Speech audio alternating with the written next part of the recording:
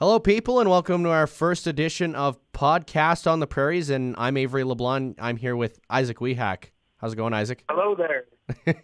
He's all the way in Manitoba. He's distant right now. He's a little distant. Where are you from, Isaac? I'm from Saskatoon, but currently I'm in Dauphin, Manitoba. Oh, that's unfortunate because you're a Rider fan, hey? Oh, big Rider fan. You're in enemy territory, and that's not fun for many people. Okay, well... Everyone here's a Bomber fan. Pardon? Everyone here's a Bomber fan. Yeah, I think you get a little sick every time you step outside the door, hey? Every time you see a blue and gold jersey. Yeah, no, it's not a good feeling. Okay, well, for those of you who are unsure of what we're exactly doing with Podcasts on the Prairies, it's sort of a Saskatchewan-based podcast. What we're talking about is farm news, basically. So we don't really have much farm stories going on because harvest is complete and snow's on the ground. So farmers are basically just working in their shops, grumpy all the time, and fixing tractors, whatever needs fixing. So basically, we'll just be listing off grain prices throughout the winter. And once we roll into the spring, if the podcast lasts that long, which I hope it does, Isaac. Me too. Yeah, for sure. We'll be talking more about how the crop report rolls with how harvest rolls and how seeding rolls throughout the year. But we're going to start off with grain prices so far. And canola is to close $1.10 higher. So that means it's at $479 per ton. As for barley, it's at $189.78 per ton. For oats, $190.35 per ton. Flax, $492.74 per ton. For soybeans, up to at $8.83 per bushel. For wheat, it's down to at $4.99 per bushel. And MGEX is up to at 5.72 per bushel. And as for corn, it's up one at 3.62 per bushel. And now we head into our sports segment of the show. And Isaac had an idea for the topic for today. And I do believe it's an NHL topic, right, Isaac? It is. We're switching over to the NHL. Not keeping it Saskatchewan. This time we're going over to Alberta. And we're going to the worst of the two Alberta teams, the Edmonton Oilers, who have recently fired their head coach. That is, I think it was a long time coming, don't you think, Isaac? Oh, 100%. I mean, Oilers have not been good for a while, and Todd McClellan really wasn't making things better, so Peter Chiarelli decided to can him. So they're 10-10 on the season, right, for wins and losses, and then they have an overtime loss. So basically they're 10-11. I mean, I'm more of a football guy, Isaac. I don't know hockey that well, but right now some of the better teams in the league are sitting at 15 wins and 6 losses, as for example, the Maple Leafs. Same thing with the Blue Jackets, 12-7, not too bad there. Predators, 15-5, but then you look at the Oilers and they're just below 500. Yeah, they're actually right at 500 with their 10-1 record, 21 points in 21 games, which is good enough for 19th best team in the league. So that's not doing too good. And I do believe they took in someone else, and the coach is Hitchcock, correct? Hitchcock? Yeah. Hitchcock. And they won after they hired the guy. Yeah, they won. I believe it was in overtime. Leon Draisaitl scored the winner last night. Yeah, 4-3 in overtime. So one stat that I found, or not stat, but more so the players blame themselves for the fact that McClellan got fired. And I don't really think you can, because the Oilers have a pretty darn good roster. I'd have to say so. I don't know what other people think, but... Yeah, they've got a good forward core. Their depth is a little off. Their defense is kind of weak, and their goaltending hasn't really been up to par. But they've got the best or second best player in the world, depending on if you think it's McDavid or Crosby. And it makes sense that they feel that it's their fault that McClellan got fired. And most teams, when their coach gets fired, the players tend to take it on themselves as not being good enough. And we'll see if they can keep their wins rolling. Well, maybe it might kick some players in the butt, and it might actually encourage them to to put some pucks in the net, because I don't think that that's been something that they've been able to do throughout the season. Even though they've got Connor McDavid, who's been a stud ever since he joined the league, but just hasn't been able to, like, the team overall just hasn't been able to function as good as they used to. Because I remember back when they made playoffs a couple of years ago, I do believe they were like front runners for Stanley Cup. They were predicted to make the Stanley Cup, but unfortunately, they lost out. I'm not sure who they lost out to. I can't remember exactly. I remember it was time in the second round, and they lost to a brutal call that the refs really. It should have been a goaltending interference call where Ryan Kessler lifted the pad of the goalie, and the puck went under the pad, and the refs thought that wasn't goalie interference when it clearly was. Well, yeah, for sure, and it's been so long since I've watched a decent season of hockey. Usually I sit down and watch a couple of games of hockey, but like playoff season is where it's at. Like that's where you can sit down. And there's nothing better than playoff hockey. Oh, yeah, for sure. And it's funny because whenever people bring up the NBA versus NHL playoffs, NHL always blows them in the dust 100%. Every time. the NBA playoffs have been so similar over the past few years. It's just been so boring to see the same teams face off every year.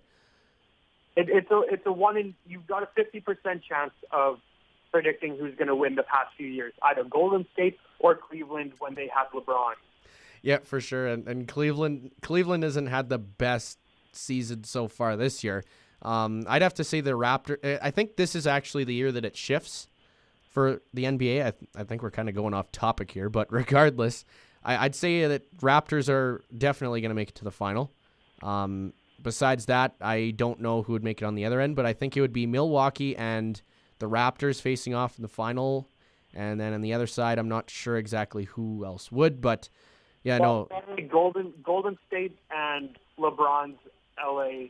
You think so? The LA Lakers, Right? the Lakers started off kind of rough, didn't they? I do believe the LA Lakers started off pretty rough. They had a rough start, sort of. Oh. Are you still there, Isaac? I am. I'm here. Can you Okay, hear me? I couldn't hear you for a second. I lost you there. Oh, sorry. Yeah, no, it's all good. I don't know. Sometimes it's my headset. My headset's kind of wonky, so we'll just keep rolling with the podcast here. We'll count it as a blooper.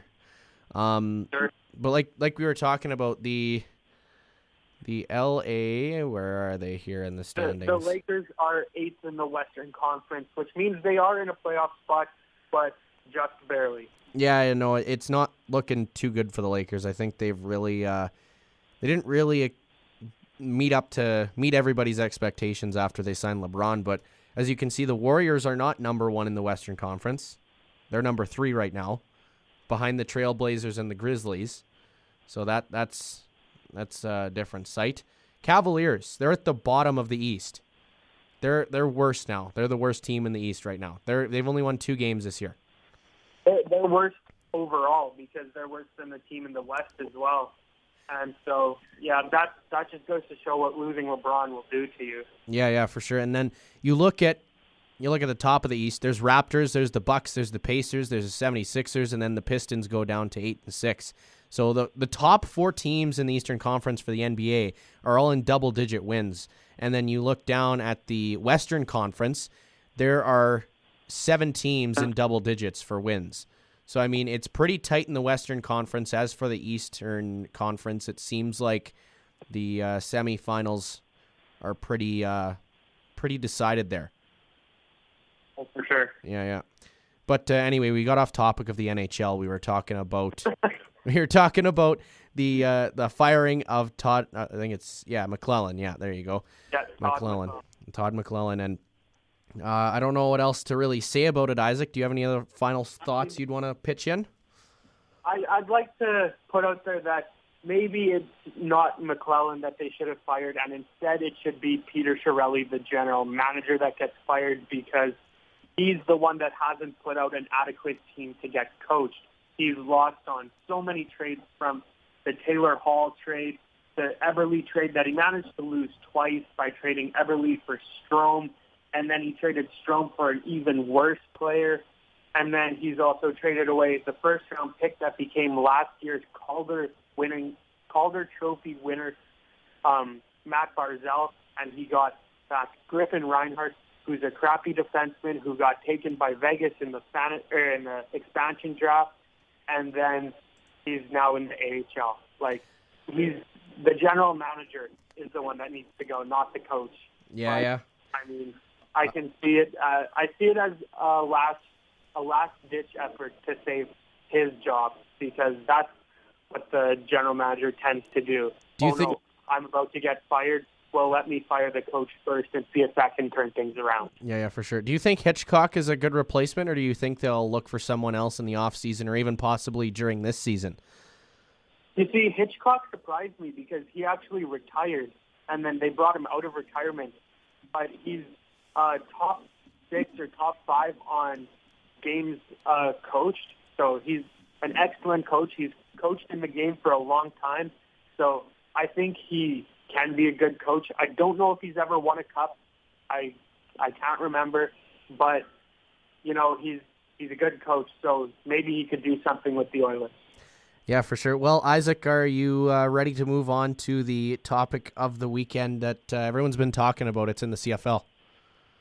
Wake up! Well, we were talking about teams in the NBA that just seem to be facing off in the championship over and over again, and the Calgary Stampeders have been that team, and the Ottawa Redblacks as they make their third appearance in the last 4 years in the Grey Cup. Who do you think's going to win the Grey Cup this year, Avery? I don't know. I think the Stampeders are pretty much choke city over there at this point. I mean, you look at the year before where Ottawa came in as underdogs for one, and Henry Burris lit it up, like seriously, just completely outplayed the Calgary Stampeders defense, and then also the offense at the same time. I mean, Calgary, I think I do believe it was that season. I can't remember how many picks he threw, but it was only like 2 or 3. It wasn't that much. And then he comes into the Grey Cup and he throws 3 interceptions against the Red Blacks defense.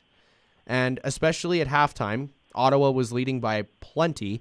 And then Calgary started mounting the comeback. They started doing some great passing, some great running with Jerome Messam. And then all of a sudden, they're I think it was third and goal, or no, it was second and goal. And they decide to take Buckley outside. And I don't know why you're doing that when you got Jerome Messam in the backfield. And then also we look back to last year. And Calgary lost in overtime to the Ottawa Redblacks. And we look back to last year once again against Toronto, where it just seemed they made mistakes at the wrong time. I mean, you look back at the 100-yard catch from DeVere Posey, and it was a touchdown. I mean, yeah, it's snowing, but still, you're expected to go after the receiver instead of the ball. Like, the DB made a rookie mistake going after the ball, the pick, instead of the receiver. Whereas if he would have gone after the receiver, he could have probably caught him, and it wouldn't have resulted in a touchdown. And then there's also Kamar Jordan, who fumbles the ball at his own 10-yard line, and it's returned by Cassius Vaughn for a touchdown. And then that's when Toronto takes over, and they score all these points, and then eventually they're up by 3. There's still time for Bo to go downfield and score the touchdown. And all of a sudden, he decides to take the end zone shot on 2nd and 5 and throws an interception, and there's a minute left, and all Toronto's got to do is burn the clock. Like, I don't know. I mean, it's basic common sense. It's what we've looked at for the past couple of years, and it just seems like the Stamps can't win a championship. And I think that if they don't do it this year, then they're going to need change next year. You see, I think the Stamps will have learned from their very, very bad mistakes over the past couple of years, and I think they're going to actually win it this year. Although I would like to see Ottawa win it again. As a Rider fan, I don't like the Stampeders. No one does. The Stamps have been too good not to win it. Like, Well, you can't go to the finals 3 straight years and lose all 3. I mean, true embarrassment. It would be something like the Buffalo Bills went back in the 1900s. If you remember, they lost 4 Super Bowls in a row. 4 straight. Yeah, that's right. And I couldn't imagine how Calgary would feel if they made it to 3 and lost 3 in a row. And I mean, the city is due for a Grey Cup. I mean, they won in 2014 against the Hamilton Tiger Cats. And then the year after, Edmonton made it, and we actually got a change-up for once. And I think Edmonton was due for a Grey Cup as well at the same time. And then Calgary made an appearance once again, and it was like, okay, here we go again. And Ottawa came into both games as underdogs and ended up losing one of them and winning one of them. And I mean, I feel like that Ottawa always seems to come into the playoffs or the Grey Cup at a different level of football, for sure. And that's what we've seen over the past couple of years. They start the season, they're kind of mediocre throughout the season, and then they find that extra gear come playoff time and go all the way. For sure, and that's what we've seen over the years. Like if you look back at 2015 when they ended up losing to the Edmonton Eskimos in the Grey Cup, they barely beat the Hamilton Tiger Cats in the Eastern Final. Just barely got past them.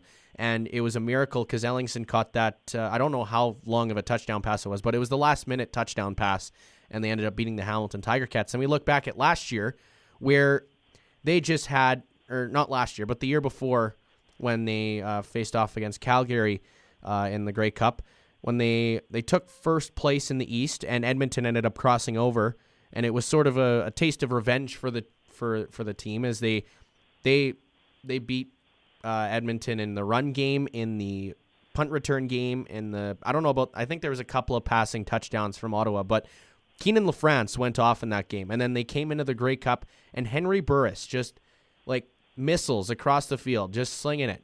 Downfield, touchdown, almost every single drive. They only punted a couple of times, and also their defense did great. And then this year, I'm not sure how I feel about the Ottawa Red Blacks. I don't know. I'm not sure how I feel about them this year, but I think they do have it in them that they could pull off the upset. But once again, I think it's just too hard to not think Calgary's going to hit it for the first time in 3 years. Well, it's funny how this season worked out because Ottawa swept Saskatchewan this year. They swept them in the season series. And then Saskatchewan beat Calgary in the season series, right? They won 2 out of the 3 games that they played throughout the year. And then all of a sudden Calgary swept Ottawa in the regular season. Like it was like a complete winning-losing triangle throughout the league. It was weird. I completely agree. And I mean, anything can happen in the Grey Cup, and I don't think anyone was expecting Toronto to win last year. But they managed to pull it off in the Snow Bowl, and it was a blast to watch. I mean, everyone had a lot of fun watching that game. That game was incredible. And I mean, it was Toronto who switched their cleats at halftime. They brought out new cleats, and Calgary didn't. And those new cleats helped Toronto pull off the win in the second half. You think it was the cleats? I think it was mistakes from Calgary. Calgary shot themselves in the foot 2 years in a row. Oh, no. It definitely was mistakes from Calgary, but I think it's hard not to think that the cleats could have played a role in getting some better grip because the used cleats would have been slippery from the snow and wet from the snow, whereas the new ones, they come in dry, and then you can get some better grip from the start. So it's a little bit of a tactical advantage from the start by doing that. That is a true point. There. But when I've played football, and I played back in high school, I didn't play with any big league or anything like that, but whenever I played, I never let the weather predict how I played, and I never blamed the weather on how I played. So I don't think the Calgary Stampeders can go out there and say, oh yeah, Toronto switched cleats, that's the reason they won. No, I mean, you fumbled the ball at your 10-yard line, it's returned for a touchdown, and then all of a sudden your defense can't seem... that's the point you brought up, was that probably their defense couldn't catch their offense when they were driving down the field to score that one offensive touchdown to tie the game. Exactly. And yeah, no, that probably did play a factor, but when you're fumbling the ball and throwing interceptions in the last few minutes of the game, that's when those turnovers matter the most. It doesn't matter if Toronto threw one interception in the first half, or threw 2 interceptions in the first half, and Calgary scored off of them. Toronto came back and did what they needed to do. It didn't matter. And this is something that we haven't even mentioned yet, is that very final play of the game where Bo Levi just threw the ball into the end zone for the interception when they could have just gone for the field goal and brought the game to overtime and had a second chance. Exactly. They didn't try for it. They did the ballsy move, and it backfired. 100%. I completely agree with you. And it's like, I don't know what was going through their mind when they were thinking, yeah, let's take the end zone shot on 2nd and 5 when you still have over a minute to go. I do believe it was over a minute to go before they threw that play, when they ran that play. And then it was like, what are you doing? Why are you throwing it into the end zone when you're in field goal range already as it is? I do believe they were inside their 30 or on their 30, somewhere in that range. And Paredes could have easily hit that, and they could have gone to overtime. But the year before, when they faced the Ottawa Redblacks, they went to overtime and lost. So I don't know, maybe they wanted to avoid that overtime or whatever it was, but it was just terrible last-minute decisions from the team in general. Yeah, that's right. I mean, and this year we're looking at two different teams than what we seen 2 years ago. There's no Jerome Messam in the backfield for Calgary, if you look at that factor. Also, no Henry Burris for the Ottawa Redblacks. And Trevor Harris, I'd say I don't know if he's an elite quarterback, but he's up there for sure. He's one of the better quarterbacks in the league. And for sure. Yeah, probably top 4 or 5, hey? Yeah, 100%. And he's better than Collaros, that's for sure. And he's better than I don't know where you'd rank him. Yeah, like you said, top 4. But he's better than Saskatchewan's quarterback, and I think that's what gave them the edge over Saskatchewan throughout the whole season. And also, we're looking at the fact that Saskatchewan just couldn't score touchdowns. Yeah, no, that was sad. I don't know what happened, but I don't even know if we'll see any of the same quarterbacks we've seen this season.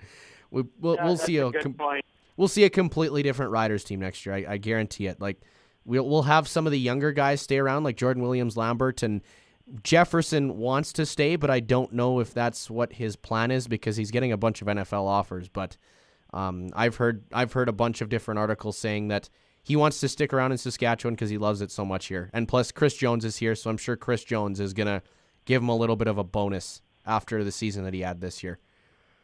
I would certainly love for him to stay. He was one of the most entertaining parts of that defensive core. Oh, yeah, for sure. He was very entertaining. Like, 2 interceptions for a touchdown. You can't beat that, especially from a defensive end. Like, you don't see that very often from any defensive player, except for, I don't know, if you're a DB, then yeah, you might see 2 interceptions in a game, but Jefferson brought both of his touchdowns back, or both of his interceptions back for touchdowns.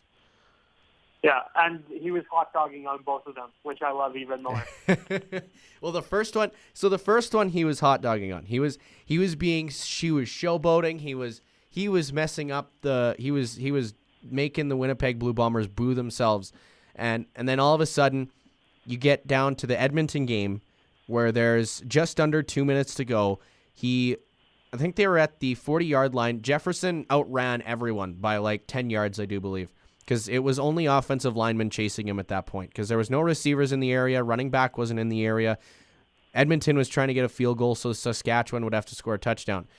Jefferson was just spying the quarterback. He picked it off, ran it, and then all of a sudden he realized that there was no Eskimos chasing him down. So you know what he did? He ran along the touchdown line so that he could burn clock. That was his strategy. He burned clock. I don't know, I think he burned an extra 15, 16 seconds off the clock when that happened, and it gave Saskatchewan's defense a chance to get the ball back for their offense, and then they had to give it back to Edmonton. And Edmonton almost scored on the Hail Mary. But regardless, we're getting off topic again, Isaac. We got to go back to the Grey Cup. It happens. And another factor is that I don't know if Calgary can get it done because of the fact their receiving core has been so broken. Like, they've broken every piece of it almost. Like, Mark and Michelle's out. Right now, like, they faced a bunch of injury problems this season, eh?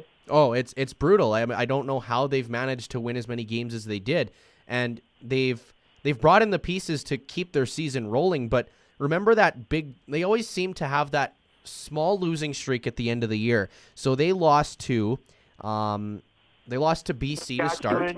They lost to BC, Saskatchewan, Winnipeg, and then I think they picked it up against BC again.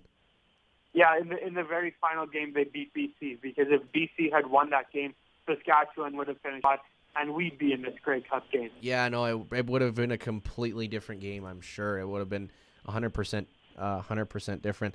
But also, like, we're looking at different teams, like I said, Deontay Spencer, different receivers for Ottawa, and also different weapons at quarterback and such. As for Calgary, like, they're missing receivers, but they have the receivers to get it done. Their running back is pretty darn good. I'd say I'd say he's better than Messam, but I'd say he could probably make more of an impact than Messam did in any of the Grey Cups. Like, Messam didn't have 100-yard games in either Grey Cup, I don't think. I think he just rushed for a couple of touchdowns when they were at the goal line. Yeah, something like that. Yeah, it wasn't major, but they have Don Jackson in the backfield. He's going to make a difference. Bo Levi, of course, he always does. He never fails until it's crunch time in the last 3 minutes. It always just seems to be at the end that he can't function. And then you look at, offensive line. There's been changes throughout both teams throughout the years. And as for defense, completely different teams, I'd have to say, on defense. I think the secondary for Calgary has gone through some changes since the last time these two teams met in the Grey Cup. Yeah, like adding Alex Singleton, that's been big. Oh yeah, for sure. He's a stud out there.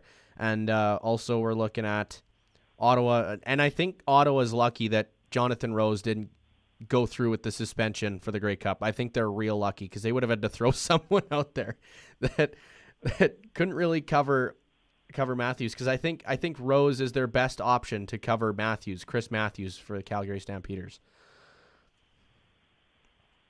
So I'm looking at the Stampeders roster right now, and I'm looking at their injured reserve. They currently have 1, 2, 3, 4, 5, 6, 7, 8, 9, 10, 11. They have 12 players currently on injured reserve, and 4 of them are wide receivers. Yeah, no, and they were all starter receivers. Like, they were all 1,000-yard guys for sure. If they had not gone down when they did in the season, they for sure would have busted 1,000 yards. They probably could have even made it to 1,500 if they really wanted to. Oh yeah, 100%. Mm-hmm. And I feel like that's going to be the make or break here in the Grey Cup. If their receivers can't seem to make plays, then Ottawa might run away with it once again for the second time in 3 years. But I do believe. You have a score prediction for this? Okay, score prediction. I don't know. I feel like that both teams are very offensively. Calgary's well-rounded, but I think Ottawa really relies on their offense. So I'd have to say that it's going to be. I think Ottawa's going to win 35-30 against Calgary. Okay, I'm going to say Calgary's going to win, and I'm going to say that they are going to win with, let me see. I'm going to say Calgary's going to get 43 points, and they're going to beat Ottawa, who's going to get 27. So you think it's going to be sort of like the 2013 Grey Cup when the Riders played Hamilton? Is that what the score was? Well, it was close to that. I don't think it was exactly that, but that was like Hamilton put up 20 points while Saskatchewan was in the 40s for sure. Yeah. Okay. Yeah. But I think it's going to be like that. You think it's going to be like that? You think Calgary's going to finally get their redemption like Saskatchewan did? Yeah. Okay. Well, we'll see how it plays out, but I think the main thing that we're looking at is who wins and who loses, and I'm going with Ottawa on this one. You're going with Calgary, so I guess we'll hold it to each other when we come back next week for sure. We have one more topic to get through, Isaac, and I think we're going to get it through pretty quick because I've been here for a long time. I've been here since 10 o'clock today, or no, probably 9:45. It's been a long day for me. It's 7:40 right now. Yeah, I know. So once we get to 8 o'clock, it'll be almost a 10-hour day, or probably more than a 10-hour day. So, actually 5 minutes from now, it'll be a 10-hour day. So, and I haven't had lunch yet. I haven't had lunch yet, Isaac. I'm starving here. I haven't eaten breakfast since 9:30, so kind of hurting. That's a rough day. You'll have to stop off on Don's on the way home. I might actually have to. I haven't had Don's in a long time, but it just seems to make me sick every time. Every time I have it, I prefer A&W over McDonald's. It just seems to. Me too. A&W is fantastic. Oh yeah, they always have good burgers there. Nothing seems to. Best onion rings in the world. Yeah. Oh yeah, for sure. McDonald's has the best fries though, no doubt about that. They have the better fries. They do have some solid fries. Yeah, they do have some solid fries. But we have a story that we wanted to share with the province of Saskatchewan because Saskatchewan has one of the higher smoking rates in the country. In 2015, they did a study for nationwide per province, and Saskatchewan is in third place as of 2015. I don't know what it is right now. I couldn't find anything for 2018. But as for overall smoking population, Saskatchewan has 16.9%. So pushing that 17%. But we have a story about a company that let people go, people that didn't smoke within their company. They gave them extra days off, and the people that smoked had to stay at work, and to do their job. And I immediately saw this, being a former smoker, of course, and kind of got a little angry or upset, and it made me want to go buy another pack of darts. Like, I immediately thought that this was unfair to almost every person that was smoking there, because I mean, some people they can't control if they want to quit or not, because it's just so hard sometimes. And you see, for me, as a person who's never touched a dart in his life, I've never smoked, I think that this would be fantastic, because it would reward me for not smoking, and I'd get 6 extra days off, which would be fantastic. Yeah, it would be fantastic, but I mean, for me, like, now that I'm not smoking at least as much now, but at least I'm not smoking as much. I mean, it would be more of a, I don't know. I don't smoke at work. Like, I make that a point. Like, it just seems like whenever I go out with friends or something like that, that's when I get on the dart. So like, nobody would know that I smoked at work before, but like, it's just an occasional thing for me. It's nothing that I used to do. Like, holy smokes, like at the Dub, that's when it got out of control. Hey, Isaac. Yeah. That's when it got bad for Avery. Sure. That's when it got bad for Avery. Everyone was smoking at the school. Yeah, that's because I remember at co-op, because that's when it was, because I used to, I think it was at I was at co-op. I worked at co-op before I went to school for broadcasting, and then all of a sudden I quit. I dropped it real well. I was 5 days clean. I wasn't having any withdrawals or anything like that. And then all of a sudden I come to school, and I think it was like the first couple of days, no one smoked. I think it was like only Brady or Kyler who went out or whatever. And all of a sudden we have like everyone smoking outside within the third or fourth day. And I'm thinking, oh my goodness, I'm going to lose my mind here. How many people was there in our class? There was about 12 people maybe? Yeah, there was 12 people, and like everyone was... And there was only 3 people, including myself, that didn't smoke by the Yeah, there was you, Lynn, and Logan, I do believe. That was it. And Otis was kind of on and off. Like, he would stay inside some days, and then one day you'd just go outside and be like, Otis, what are you doing out here? We haven't seen you smoke. He's chucking 4 darts at the same time. Remember when he's chucking his dart, and all of a sudden he just wasn't ashing it, and I think it was like a couple centimeters long as ash. And we're like, man, are you gonna ash your dart yet or no? And he's like, no, I'm just going to keep it going. I just let it fall. It's like, man, you gotta flick that off. You can't just leave it there, because you don't want it to fall unnecessarily. But, I mean, like, it was in Japan. It wasn't anywhere in Canada. But, I mean, I'm sure a lot of people that within the company were just frustrated with this. I'm sure, I mean, I don't know, you'd be happy about it. And I'm sure I wouldn't be if I was still smoking at this point, but it's not really a major part of my lifestyle anymore. Something I noticed from this company, so 120 workers were allowed to take days off, and only 30 of those 120 workers have taken days off. So there's 75% of the people that are thinking, I don't want to take these days off because I don't want to make my friend angry. Yeah, I know, exactly, because, like, you're thinking, like, if I was a smoker and then all of a sudden, like, oh my goodness, like, all my friends are getting days off, like, this is stupid. Like, I'd immediately think, like, I'd immediately want to stab them in the back, or I'd feel like I got stabbed in the back at one point, you know, and I mean, like, I'd eventually understand what was going on, but in the moment, like, I'd be pretty flared. I think that would just be a good, it would give someone the drive to quit smoking, getting those extra days off. Oh yeah, for sure. If a company made it like policy on their on part of their contract or their employment letter or whatever, if you're not a smoker, and they know this when they're getting hired, then like all of a sudden they go, okay, well, if you don't smoke, then we will add an extra 6 or whatever, an extra week to your vacation time, and you can plan this out wherever. But if you come in and you're smoking, or if they know you smoke or whatever, and then they present this to you, they're like, okay, if you quit within the time that you're with us, we might give you the time or whatever. But if you quit and you're not a smoker, then you get this extra time off.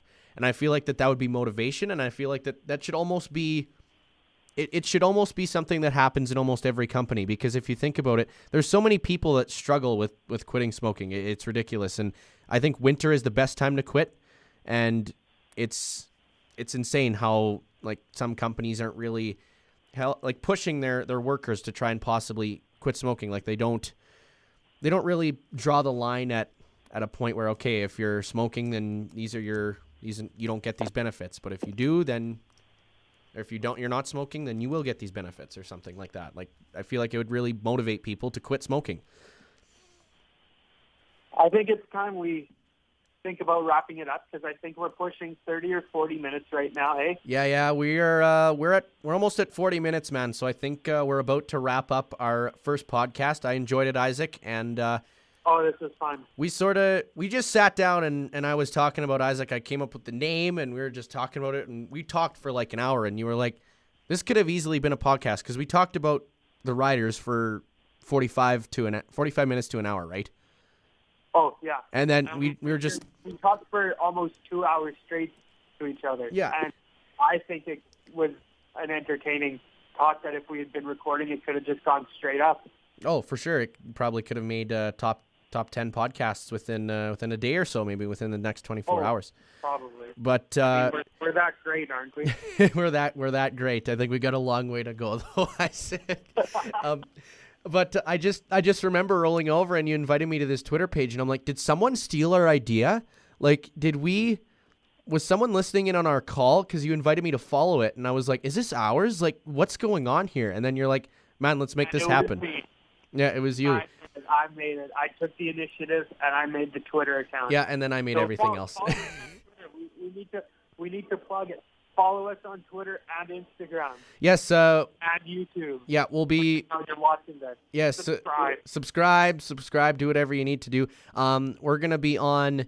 We're on Twitter and Instagram. I don't know if... Do we want to make a Facebook, Isaac? I don't know. If you want to make a Facebook, you can. We probably should. We probably could, yeah. But yeah, no, we've got an Instagram and a Twitter so far, and we've got the YouTube channel. This was recorded on Wednesday. I do believe I'm going to try and get it up Thursday, although I do have curling on Thursday and I work early on Friday, so I don't know. We'll see how this works. Maybe we'll post it Friday, and we'll see how she goes. But yeah, no, Isaac, I enjoyed doing this. Links to the Twitter and Instagram will be in the bio below. And once again, click that subscribe button and share this video or the podcast. Share the podcast to your friends. We need to get some listeners going. Oh, yeah, for all of Saskatchewan, all over the province, and maybe even to Manitoba if we get a big enough listening umbrella, but I don't know if we're at that point yet. Maybe we'll just have our friends listen to it at some point, but that's all it's really going to be. Yeah, probably. But yeah, no, like I said, we wanted to... like me and Isaac started this up, and we're gonna see if we can get other people on the show as well. We got a couple of friends that are interested in in getting involved, and a couple of possible specialists within the farm world, because we wanted to make sure that we could express ourselves properly with that farm lingo, because I grew up on a farm, but I only know so much. So I mean, we'll roll with that. And thanks everyone for tuning in. Isaac, any last thoughts? No, just thanks for listening and have a good day. Okay, and my closing phrase is going to be, a dart a day keeps the doctor away. Thanks, people. Have a great day. And we'll be back next week, most likely. Hey, Isaac?